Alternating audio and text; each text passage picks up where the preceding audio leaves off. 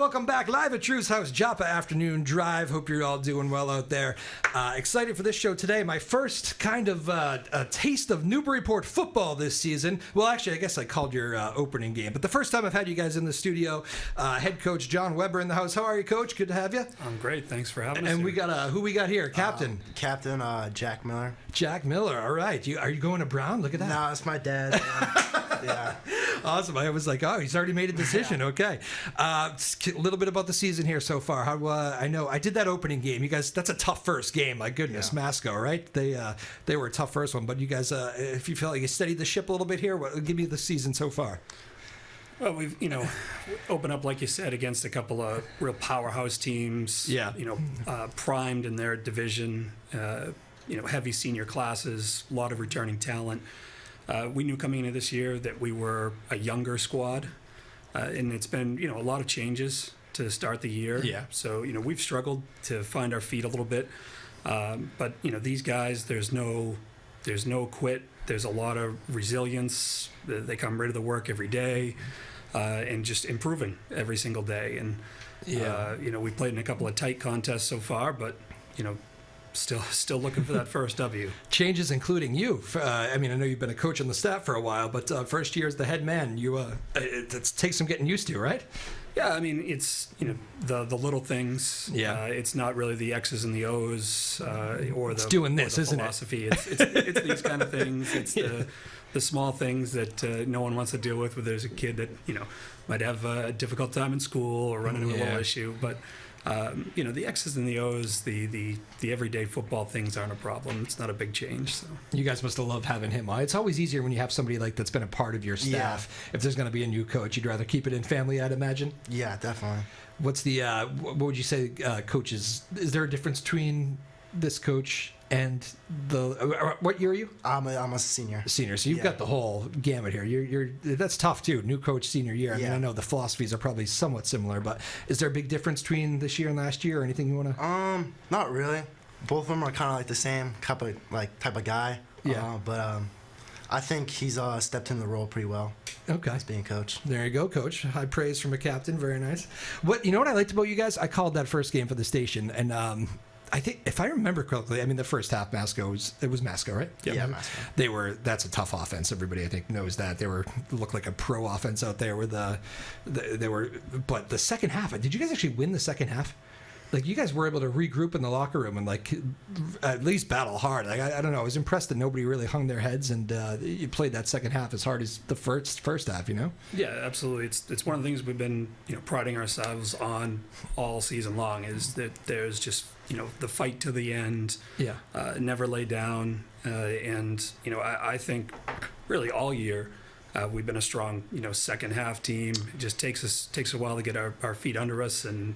Haven't had that strong start, that strong opening quarter. Yeah. Yet this year. Slow starters. What's going on? You guys different pregame meals or something? I don't know. Just not starting off on the right foot, I guess. But yeah. Who? Any young Sun heroes here so far? Some guys that have stepped up that maybe from a player's perspective. Well, I think some of our younger underclassmen have stepped up, like some of the sophomores. Yeah. Jack's the quarterback, by the way. Did you mention? I should have mentioned that. Yeah. Actually, you play two ways, right? You're a quarterback. I do play both ways, but I sprained my my ankle, so I haven't played that much defense this year. Oh, okay. So, sorry to interrupt you, but keep going. Unsung heroes. Well, Willie Pestilano, he stepped up pretty well on defense and offense. So as Bennett Bullier, he stepped up pretty well this year. So okay, both good players. Gotcha. Are you? I noticed maybe it's just the high school football in general these days. Are the teams not as? It seems like a lot of your guys are playing two ways. Are the numbers not as high at the high school level these days? It seems like almost every team has guys playing both ways quite a bit. Or is that just because so many of these older guys are so talented? Yeah, I think it's been our numbers have been fairly consistent over the years. Yeah. I think we kind of pride ourselves, and many area coaches do as well, is you want to put your your best 11 Yeah. on the field, and sometimes that's a lot of carryover, and your best 11 might be some of your better special team players, some of your better offensive players, some of your better defensive players, and Yeah. what's great too is it pushes, hopefully pushes a lot of other guys to try to step up and challenge for, a role and Sure. work their way onto the field. So Are you seeing that as the season goes along? A lot of guys kind of pushing for, not necessarily stealing spots, but just trying to push to get better, maybe crack that starting lineup, get in for some more plays. Is that always happening during the year? definitely. I Yeah. mean, as we rolled into week 2, we were pretty battered, and we unfortunately dealt with a bout of illness. Oh, So we had sickness kind of sweep through our locker room. did you get sick, Jack? No. You avoided it? Yeah, All right. We had to challenge a lot of guys to really step up and show us something in practice, and guys stepped into roles nicely, and eventually became one-way or even two-way starters themselves. So it's been great to see guys really accept that challenge Yeah. and to step into some new roles for us at a young age. I'm mentioning this twice. I know it's a game you probably have put behind you, but it just happened to be the opener that I called, the Masco game. You guys followed it up with, it was a juggernaut. Who was the second? Bedford. Bedford, yeah. Tough scheduling. Yeah. My goodness, man. I know you guys know that going in, that those are. You pretty much have an idea that those are two tough teams when you're Yeah. going in, right? Yeah, when we established the schedule, over the winter, you can see, obviously, you have the tape and you have, rosters from the previous year. You have an understanding of who's coming back and who's not. Yeah. And when you're looking yourself at a fairly young squad, and you start to see the veteran-heavy teams, even outside of our opening 2 rounds, a lot of teams are real veteran-heavy, a lot of experience. Yeah. We saw it again this week with Pentucket, a 3-year starting quarterback that just, plays at a different level. Yeah. So, you run into that. It comes in waves, and every couple of years you kind of run into one of those. So Forgive me. What's next on the schedule here? What do we got? Linfield is next. Linfield. All right. What do we know about Linfield? Well, they're well coached. Pat Lamusta is the head coach. He's been there for quite a while now. Is this home, by the way? It's away. It's away. All right. So you got to go get a road win. Okay. Yeah, he does a great job with them, and they've kind of been tops of the Cal for a lot of years now. All right. I think they're experiencing a little bit of the same things that we are. They're a younger squad. They've definitely had their bouts with some injury, Yep. some illness. So, we're kind of find ourselves in the same boat, and it should be a close, good game on Friday. All right, very good. Good luck to you guys here. So this is, of course, a live show. If any of you are driving around here, go support Newburyport on the road at Linfield here on Friday night. You guys get pretty good fan support. I mean, the home Yeah. games are kind of always. Did you get on the road too? Did people travel for you? Or? I think most of the parents show up. The parents, Yeah. yeah. They're always going to be there for you, which is the good thing. But that home, I mean, you guys, I know the Friday Night Lights, you love playing in front of that home crowd, right? Yeah. A beautiful building. Can they really lift you? Like, do you block it all out when you're on the field, or can you feel Yeah, it? it's like kind of like a tunnel vision. Like you kind of just like leave the sideline on the sideline. You're kind of just like focusing on the game. Especially you when you're running for your life at times, or in the Yeah. pocket, and guys trying to get to you, right? Yeah. Do you, are there moments though where you can kind of get out of that tunnel and like take it all in and be like, this is a great environment? Yeah, definitely. When like you're on the sideline, just like Yeah. I can hear my dad screaming like, "Let's go D!" So Your dad's a loud one. All right, yeah, he's very pretty good. loud. No wonder why you're not playing defense. You're just trying to take in the atmosphere on the defensive side. Coach John Smolsky was John Smolsky, right? Ben Smolsky. Smolsky, That's right. John Weber, Ben Smolsky. Get it right, Drew. When did you learn that Coach Smolsky was going to be not returning? Well, he gave me a call maybe about a week or so before we started, and we had a conversation, and I was actually up in Bar Harbor on vacation with my family. Okay. A week before you took the field for Week before spring we practice? started. And then he came in, I think it was 3 days before we started, and said unfortunately he had to step aside and take care of some personal matters, and I don't think I realized it was that quick of a turnaround. it was right there, right up against it. Oh But, my goodness. So he he's obviously a great guy and a great coach, and been my close personal friend a lot longer than we've been coaching together. So he asked if the staff felt prepared, and he kind of wanted to put his weight behind us when he talked to the athletic director, the principal, Sure. Yeah. superintendent, and he's still very much involved. He still pokes his head around every game, and he'll still text us a lot of the staff and things like that. But he had some things he needed to take care of this year, and wish him all the best and hope that he can return. All right. Well, it's fun. I'm glad he's texting you. I asked him to come up to the booth and do a little color commentary with me. He said, "Nope, I'm watching the game with my kids," which I thought I definitely understood it. But I did not realize you were thrown right into the fire like that, huh? I mean, obviously, he must have trusted you. I wonder, do you think he might not have done that if he didn't trust you so much, being a part of the staff and obviously a close friend? Well, I don't know. I mean, at that point, I'm sure it was a little bit, maybe easier for the powers that be. We had some people, some real good staff in place. Yep. But I think, it sounds, pretty bad, being that close to the season. But at that point, you've done a lot of your preseason work. Yep. We had schedules already established. We had, practice plans already established. We had coaching roles. So I mean, a lot of that legwork, that Sure. kind of groundwork was already laid, and so it was just kind of how to break it to the players, which he wanted to talk to, and obviously that's pretty emotional for a lot of them. And, he was a lot more than just a head coach, and still is a lot more than a head coach to them. He's their teacher. He's great father figure, great role model. So. There was that whole side of it. I think he was more concerned with than the on-the-field piece. Jack Miller, you remember that feeling? Because, I mean, you guys must not... Yeah. It's not like it's something you're ready for, right? Yeah, so, first day we came in, and he was, giving the speech, and I thought it was just, to the freshmen to get, the freshmen, riled up for the Sure. season. And then he's, took that blow on us, and we were just all surprised. Yeah. And so me and my friends, we went to Angie's, and we were just talking about it, and we were in total shock. Yeah. So. Yeah, I guess it's kind of like the seniors got to come together and Yeah. say, where do we go from here? How many seniors are there with you? 10. So while a young team, you at least have some good leaders up front there, Coach. That must be pretty important for this whole transition because you're all in it together. Yeah, absolutely. It's always important to have a good senior core of guys, and these guys have been great through the transition. They've stepped up across the board, not just the captains, not just the starters, but all the seniors, the upperclassmen, the guys that have kind of been around the program have really stepped up, on and off the field. So. When you, speaking of having that leadership, it is important because, sometimes, especially freshmen and sophomores, they don't really look at that schedule and go, these are going to be a tough first couple games. And, but maybe some of the experts could have maybe foreseen some of those Masco coming out firing and whatever.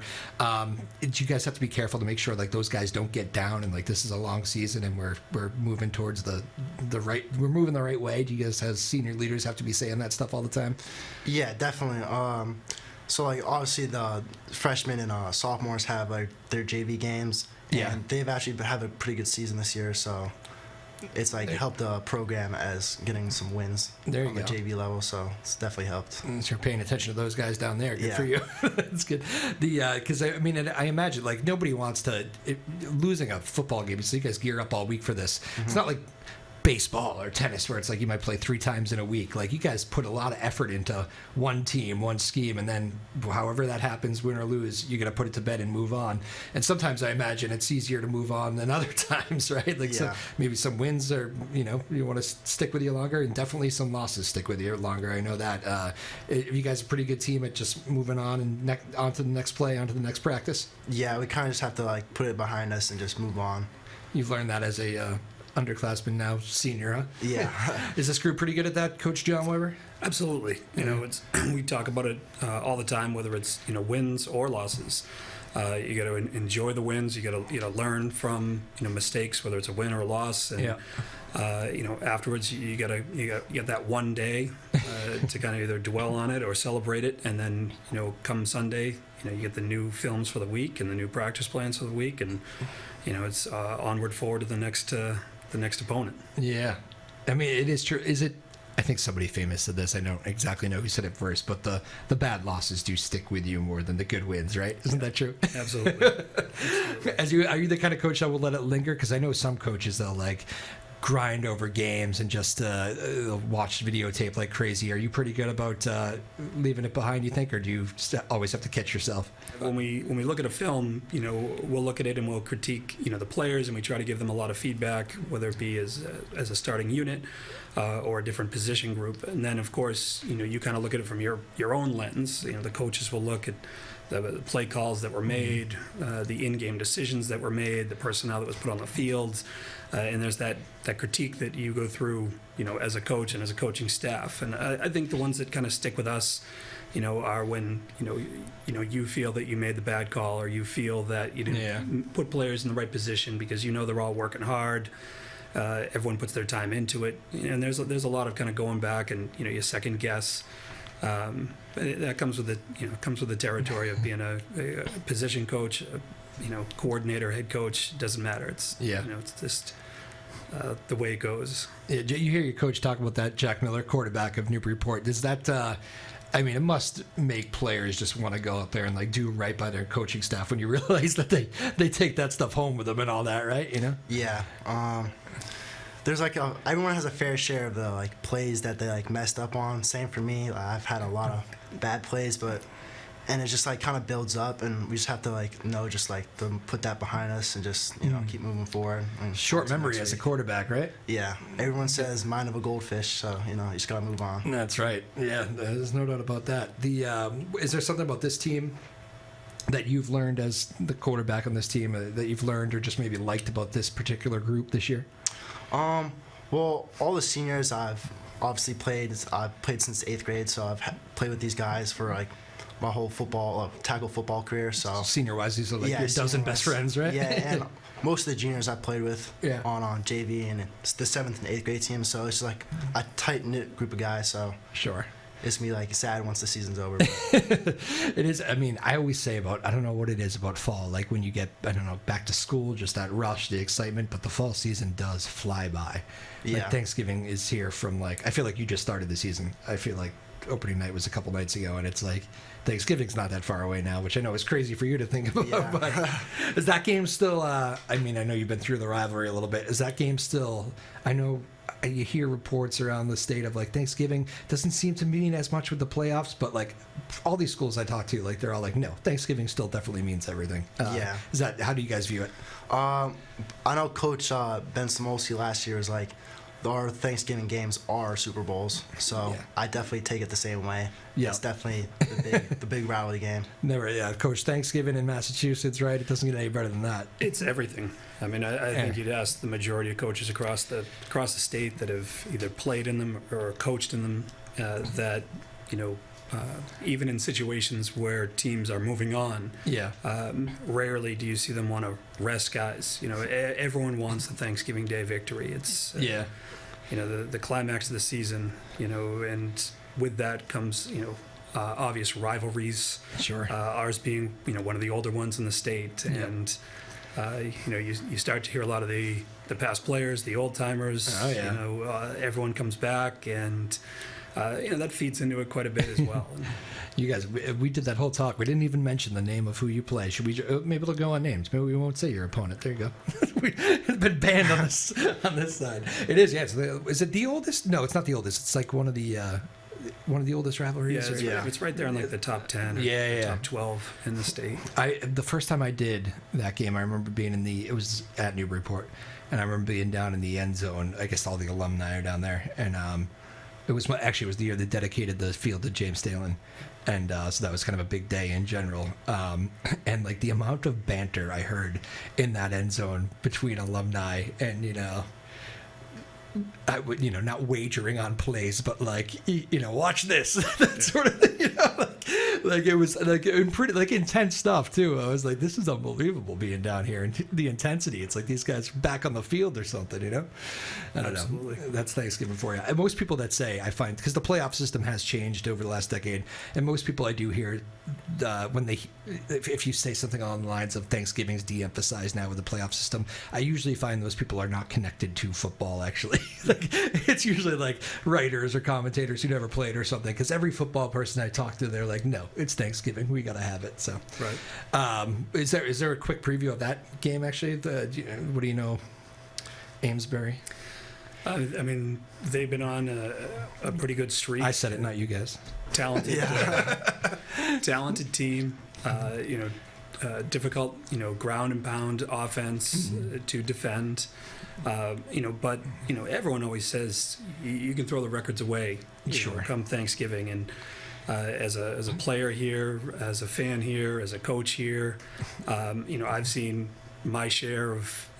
Newburyport is undefeated and headed to the Super Bowl, and a one-win team from across the river comes and spoils it. Crazy, and, yeah. I've seen it the other way around as well. So I mean, you really do throw the records out the window, and it's more than just a game. It's a special day. So well, I think it's a few weeks away, I know, but I was just thinking about the college football season. It's like the Ohio State wins the national championship last year, but like their fan base wasn't even 100% happy. It's like, we lost to Michigan. You can't lose to Michigan. It's like just that crazy way of thinking. So do you feel like your team's again, we're joined here by John Weber, the head football coach at Newburyport, and Jack Miller, the quarterback here of the Newburyport Clippers football squad. Are you guys do you try to build up momentum at the right time of year? Do you hope you're mid-season kind of right mid-season. now? Do you hope you're at a certain point, and have you met that point for mid-season? Do you see whether it be individual players or just as a unit, we're kind of where you want to be for mid-season? Yeah, I mean, I think that as far as the playbook and as far as a lot of your base responsibilities, your technique, the things that you really grind at in the preseason and those first couple weeks, you hope around this point in the year they're really hitting the stride. Sure. And you can fine tune, a lot more. Things, whether it be on the offensive side or the defensive side of the ball. And, I think year in and year out, regardless of the team, you see that around this point that, you can cut back on that individual time period during practice because, 5 minutes of technique versus 25 minutes in the preseason. It's just muscle memory at that point. So with that front-loaded schedule a little bit, those were physical games there to start the year. I'm sure the players want to get out there and just let's run practice back and go. As a coaching staff, or sometimes you that maybe we gotta, after a battle like that, maybe we should tone it down a little bit for this practice, or maybe I don't know. Is there any stuff? Do you ever take the game the night before and kind of react in practice that week and say maybe we got to do a couple things differently this week? I mean, not normally. Not normally. Yeah. There'd be talks about it, from game to game, but we pretty much stick to our plan. The day following the game, we have our film sessions as a program. We stretch, try to rehab, get that lactic acid out. Our Sundays are our off days. A lot of mental stuff. Our install days on Mondays is fairly light, and a little bit of conditioning. You ramp it up for Tuesday and Wednesday. Okay. By Thursday as you run through. So, I mean, that recipe really doesn't shift or change. There's a blueprint. Yeah. All right. Jack Sullivan, is there anything better than playing Friday Night Football for Newburyport? I don't think so. It's pretty magical. When you think back, when was the first, was it are you a young second grader that takes in a game and you're like, I want that to be me, or how does that work? Well, I actually didn't grow up here. I lived in Boston, so. Oh, okay. So when I first came here and when I was a freshman, it was. Oh, you just moved? So you're. No. I moved here since 5th grade, but okay. I didn't really pick up football until 8th grade. And in general. Wow. Yeah. Damn. So. Okay. Being a freshman in the stands and watching Jack Haddon and all those seniors play. Yeah. It was pretty I wanted to be on that field. That got your attention. They got my attention. That's I'm sure you'd throwing a football around. You're I got a good arm. I'm an athlete. But when did you decide you know what? Were you playing another sport? I was playing soccer up until 5th grade. That is an unusual switch, right? Yeah, I was soccer's not it for me, and so I started playing flag football, and then I was I want to play the real deal. Okay, so you went soccer, middle school, flag football. Yeah. And then you were let's transition this week. Let's make a move. Okay. Yeah. Damn, that is kind of a unique story, Coach, isn't it? Most of these, I feel like most of these quarterbacks who come through here are when I was in 1st grade, I knew I wanted to be that guy. It's different. Yeah, I would say that over the past decade or so, you see a lot of, and I think it's a great thing, like multi-sport kids. Yeah. They utilize different muscle groups. They have different strengths. I mean, great quarterback that's finishing up his great career down at Curry in Finn Sullivan. Yeah. He was a soccer player all the way up through middle school, and then came out and gave 4 great years here, and he's been a 2-year captain at Curry. So you do see kind of guys kind of switch. You do also see those guys that are like, no, I knew from the moment I was born that this was going to be it. So the multi-sport thing, I agree with you with. I'm a huge proponent of that. Yeah. Just like because I played tennis in high school, and I'm a big tennis guy, and I see a lot of that's a very individual sport where, like, if you can at a young age, especially if you have parents driving you, you can be a specialized tennis player, and that's all you know for many years. And so many times, like, I can't tell you how many times I've seen unbelievable players just go burnout, and like just lose the love for the game. Once you lose that, you're not going anywhere, because there's only so much talent can take you. You got to love it to be at those high levels. And like, so I always say, like, just that for me, that's the way I would do it. I think multiple sports. Would you agree with that? You got a chance to play everything, it seems. Yeah, definitely. Yeah. What's your favorite sport other than football? I think football is definitely my favorite sport, but I also play lacrosse. You're a lacrosse guy? Yeah. Okay. Cool. Lacrosse is spring, right? Yeah. Okay. So what's in the winter? Winter, surfing. Surf? Yeah. Really? Do you surf? I did, yeah. Okay. That's it. Where'd you start surfing? At my beach house in Seabrook. Oh, in Seabrook. All right. Yeah. They got good waves there? They do. Yeah. Seabrook surfing. All right. Yeah. Were you aware of this, Coach? I didn't know. I did not know he was a surfer. Yeah. There you go. Okay. Does the team know you're a big surfer? Yeah, I surf with a couple of my friends on the team. Really? Yeah. You got a bunch of surfers on the Newburyport football team. Yeah. How about that? Multi-talented guys. Multi-talented guys. That's funny. That is an activity me and my guys never picked up at we were Danvers High School, but yeah, surfing in Seabrook. Yeah. Good for you. Are you good? I'm decent. Okay. Yeah. What's the key to surfing? I mean, balance, obviously. Yeah, balancing and just riding the wave, I guess. Well, and you said winter, so you like bodysuits out there, and yeah, like gloves, booties, and a hood. You're one of those crazy people. Yeah. Wintertime in the ocean. Gets pretty cold, but yeah, I would say so. It's definitely fun. Yeah. All right, there you go. Okay. Coach John Weber, you will not find him out there surfing, I imagine. Not doing it. No. Not a big fan of the water. Not in the wintertime, at least. Man, Coach John Weber has the same name as my grandfather, which I was joking with you off the air. It's very my late grandfather, but is that a common name these days, John Weber? Do you get a lot of them? I mean, I've only come across maybe one other. Really? All right. Grandfather's the second one I've ever heard of. There you go. He was a great guy. Loved his high school football, actually. I played tennis, but he used to take me to like the games just because he would there, and they would like sit with his 2 guys the military guys together, and they all sat in the corner of the stands every game until they got too old. And like, do you see that stuff? Like, because I see it at Newburyport. Like, there are people not connected to you, not your family, not students, like just old timers, maybe alums, I don't know, maybe just community guys that love high school football. And like, I always think that's the coolest thing about high school, because you don't get that everywhere. Do you guys notice that? Yeah, I used to work at a diner in Salisbury, and you're the most interesting quarterback we've ever had on here. And I met a couple of guys that were from Newburyport and Amesbury, and it was during the Thanksgiving. Former past players. Yeah, time frame, and so we were like chatting up about like who's gonna win, and so yeah. Yeah, that strikes me as slightly younger. I was thinking more old timers, but sure, yeah, maybe you consider 40 and 50 old. Jerk. Get live at Drew's House Joppa Afternoon Drive.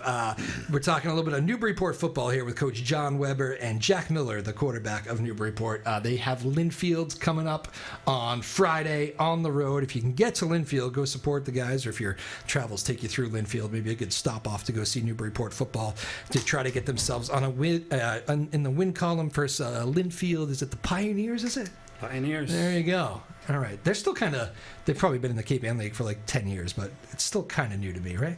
Yeah, I mean, they've been around a while. Have they? Yeah. I thought they joined like when I was calling hockey games like 10 years ago. Maybe not. Maybe I'm wrong. Yeah, they've been part of the football cal for a long time. I'm not sure about other sports or really. Other Okay. leagues. No, you're probably right. I probably have it wrong. There was some shifting at some point, right? Yeah. Who's new? Well, I'm going back a little ways when we used to have North Andover Yeah. and Wilmington. Wait, North Andover was not in the Cal? They were part of the Cal. This is going back maybe 15 or 20 years ago. Yeah. So, we've seen a little shift, and obviously, Manchester, Essex Tech are Yeah, yeah, yeah. relatively new to the Cal. Essex so- Tech, yeah, that's probably the newest one, Yeah, right? we've seen a little bit of that kind of shift. Okay. Some of the, unfortunately, like the classic matchups that we don't see much of anymore, but Yeah. and still part of the Cal, but like Ipswich and Hamilton Wenham, we haven't been scheduled with them for a few years now. Oh, okay. So you missed that one. But, yeah. Yeah. so Triton's still a. We still play Triton. You yeah. like that rivalry. Yeah. What is the What a battle? It's gonna be a battle. what's that coming up here soon? That's the Coming week s- after this. Yeah. All Yeah. right. So this is a big 2-week stretch for you. That game's at home. It is. Yeah. All right. So you go Linfield on the road. It would be nice to get a little momentum into the Triton game, huh? It would. Yeah. Coach is like, absolutely. Yeah. How we feeling about practice this week? You what's anything you need to kick out here before Linfield? Any like crackdown on mistakes, fumbles? What's the problem right now? I mean, I think just having like a good overall vibe going into the week, Yeah. and we talk about coming out with some juice, and for us, juice isn't the hooting and hollering. It's more being in unison, being on the same page, being mentally sharp, being crisp. Transition from one thing to the next. Knowing assignments. And that's been kind of the message for a couple of weeks now, and. Already you get a good feeling about this week. The scheduling has been smooth, and we get a little bit of turf time this week, which is Always big. tough to get with all the different sports. Sure, And, yeah. so feeling good about this week. We're on the practice field this evening. Let's get a lead, Jack. Right? Get a lead and play with a lead for a little bit. That'll be nice, right? It would be nice. Yeah. It's always good to play from ahead.